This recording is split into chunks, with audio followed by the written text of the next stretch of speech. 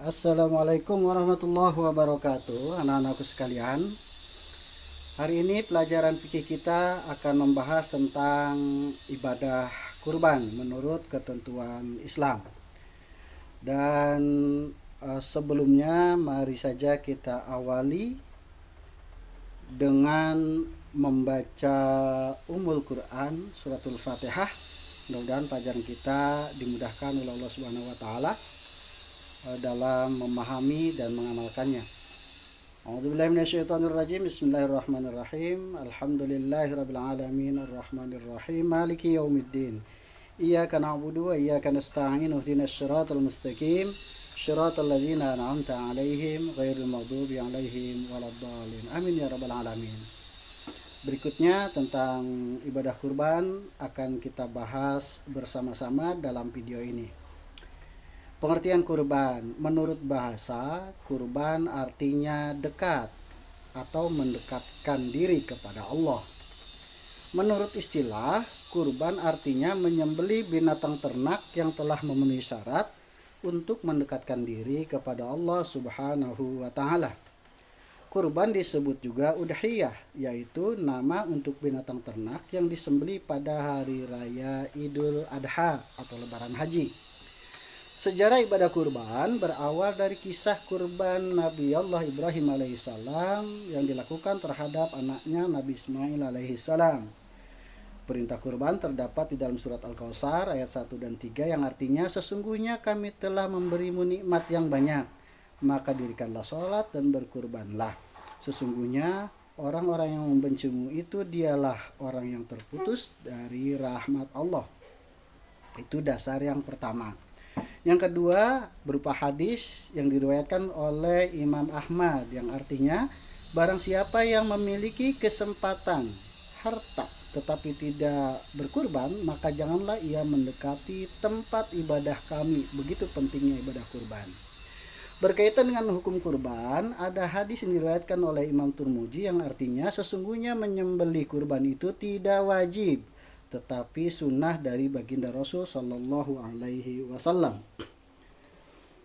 Dengan demikian, berdasarkan dalil Al-Quran dan hadis tadi, maka hukum melaksanakan ibadah kurban bukanlah wajib, tetapi sunnah muakkad. Waktu melaksanakan ibadah kurban. Waktu pelaksanaan penyembelihan hewan kurban adalah pada hari raya Idul Adha, yaitu pada tanggal 10 Zulhijjah, dan pada hari tasyrik, yaitu tanggal 11, 12, 13 Zulhijjah. Jadi selama 4 hari itu. Kita lanjutkan.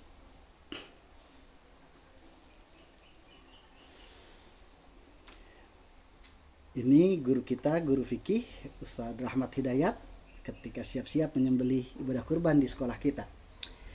Hewan kurban. Jenis hewan yang dikurbankan untuk ibadah kurban adalah binatang ternak yang meliputi domba, kambing, sapi, kerbau, dan unta.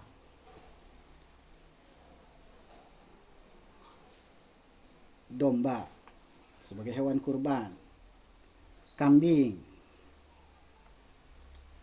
sapi, kerbau, unta. Di Indonesia tidak ada unta ya. Syarat hewan kurban. Untuk domba berusia 1 tahun sudah cukup atau sudah kupak. Yang penting sehat, gemuk, tidak cacat, tidak pice, tidak buta, tidak pincang, dan lain sebagainya. Demikian juga dengan kambing. Tapi umurnya harus lebih dari 1 tahun atau sudah berganti gigi yang disebut dengan syarat musinnah. Kambing harus sehat, gemuk, dan tidak cacat. Begitu juga dengan sapi dan kerbau. Harus musinnah atau sudah kupak, sudah ganti gigi, dan umurnya minimal 2 tahun. Syaratnya juga sama, sehat, gemuk, dan tidak cacat untuk sapi dan kerbau. Berikutnya adalah unta. Unta disyaratkan berumur lebih dari 5 tahun atau sudah kupak, sudah berganti gigi, dan sama disebut dengan musinnah. Unta juga harus sehat, gemuk, tidak cacat. Kemudian jumlah kurban. Domba atau kambing adalah ibadah kurban untuk dan atas nama satu orang, sapi untuk 7 orang, unta juga untuk 7 orang, 1 ekor unta untuk 7 orang. Berkaitan dengan daging kurban, pembagian daging kurban. Daging kurban dibagi menjadi 3 bagian, yaitu sepertiga untuk orang yang berkurban, sepertiga untuk fakir miskin, dan sepertiga untuk dibagikan kepada kerabat. Orang kaya boleh menerima dan memakan daging kurban. Pembagian daging kurban. Daging kurban dibagikan langsung dalam bentuk kemasan seperti biasa dilakukan di masyarakat, dan bisa juga di dalam bentuk kemasan kaleng seperti kornet.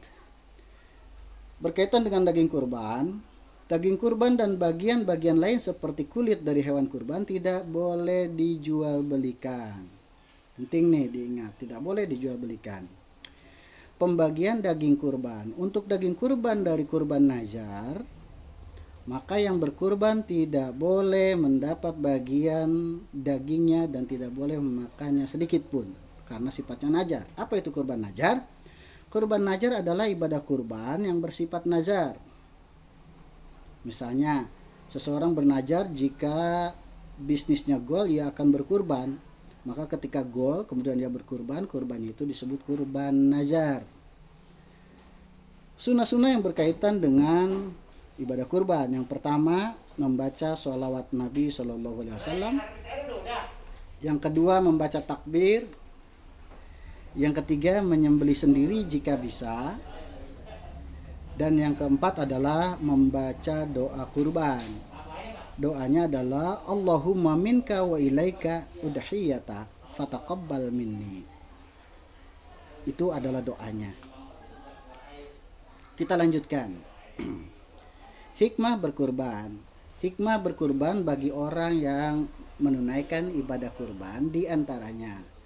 Ibadah kurban bisa menambah iman dan takwa kepada Allah Subhanahu wa taala. Kurban membuktikan rasa syukur kepada Allah Subhanahu wa taala. Kurban dapat meningkatkan rasa persaudaraan di antara sesama, dan kurban juga bisa membina dan melatih keikhlasan dari orang yang berkurban. Sedangkan hikmah kurban bagi orang yang menerima pembagian daging kurban adalah bisa meningkatkan kesetiakawanan di antara sesama, mempererat persaudaraan satu dengan yang lainnya, dan bertambahnya kegembiraan bagi yang menerima daging kurban. Anak-anakku sekalian, saat ini sedang ramai yang namanya kurban online. Seiring dengan perkembangan zaman, kita bisa melaksanakan kurban juga secara online. Jika, nah ini penting, jika di lingkungan sekitar kita tidak ditemukan lagi fakir miskin yang akan kita bagikan daging kurbannya. Kurban online itu bisa kita titipkan kepada lembaga-lembaga sosial seperti Dompet Duafa kalau di Indonesia, Basnas, atau lembaga sosial lainnya. Anak-anakku sekalian, setelah membahas tadi, menonton tayangan ini tentang ibadah kurban, kini adalah tugas kalian. Catatlah tugas kalian berikut ini. Pertama, tuliskan teks surat Al-Kautsar dan terjemahnya. Saya ulang. Tugasnya yang pertama, tulislah teks surat Al-Kautsar dan terjemahnya.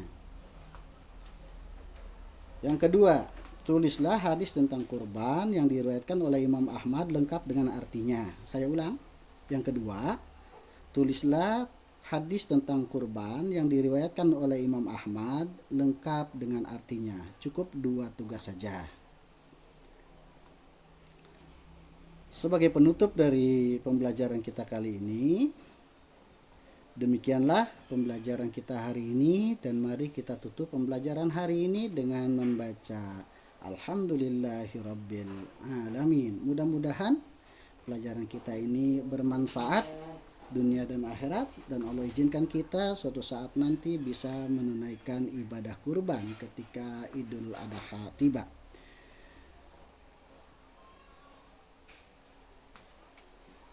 Baik, anak-anakku sekalian,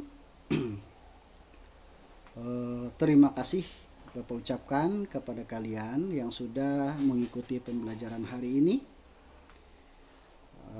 sudah mengikuti dari awal sampai akhir, dan mudah-mudahan kita punya niat untuk ikut berpartisipasi, minimal sebagai pelajar berpartisipasi. Terima kasih.